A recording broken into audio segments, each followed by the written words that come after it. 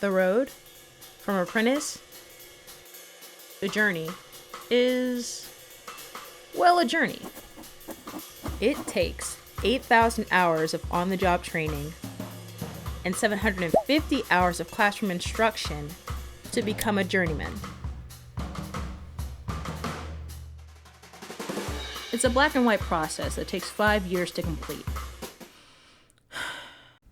So, how was I going to optimize my time as an apprentice to become a thriving JW? I don't have a fucking clue. So I decided to ask around.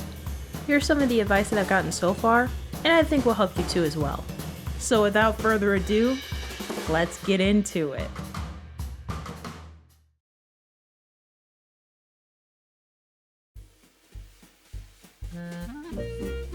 This is a reminder, and I can't stress this enough.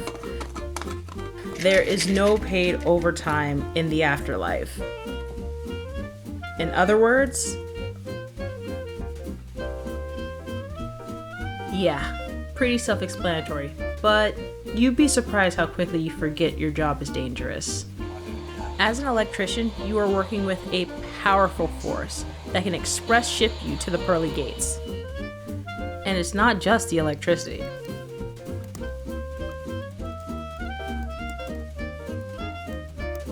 There are tons of hazards around a job site that can result in injury or worse.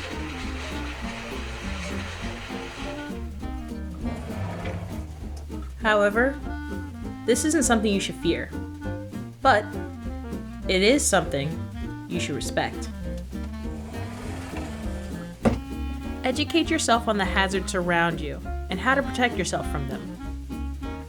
Buy tools that will help keep you safe and wear PPE, even if others aren't. Because at the end of the day, you'll never make it to journey as a 6-foot deep apprentice.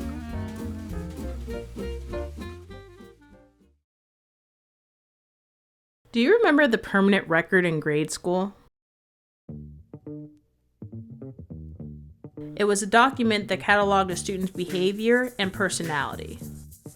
Whether you were the teacher's pet or the one that told him to go choke on a Twinkie. Think of your time as an apprentice as your permanent record, which is why it's important to understand the value of your reputation.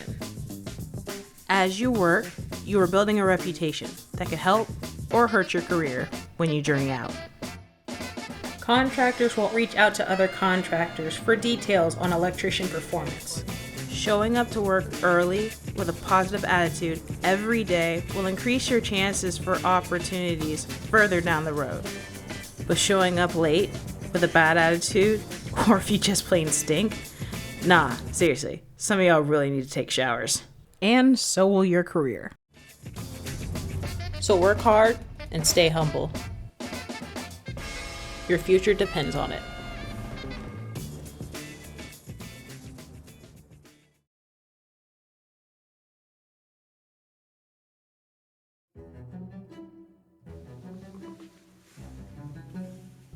This is the third and the final piece of advice that I've learned as an apprentice that I think everyone should know. It's easy, yet difficult. Simple, yet complex.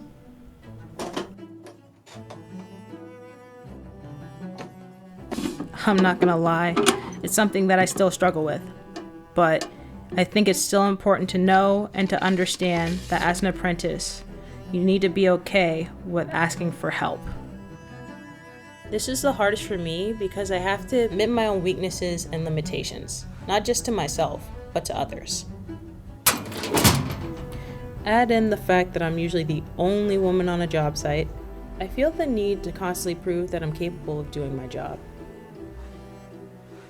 But here's the truth.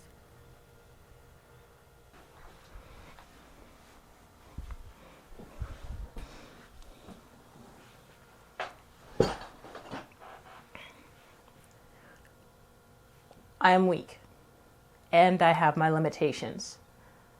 That doesn't make me stupid or inferior. it makes me human. It's hard to admit, but it's something we all have to accept at some point. You can either let your pride take a temporary hit or let your body take a permanent one. Where you're strongest, shine. And where you're not, ask for help. At the end of the day, we are a part of the International Brotherhood of Electrical Workers. The men and women who you work with are your brothers and sisters with varying levels of skills and talents. Everyone working together towards one goal, getting the job done. If you can't rely on them in your time of need, and them on you, then the term brotherhood is meaningless.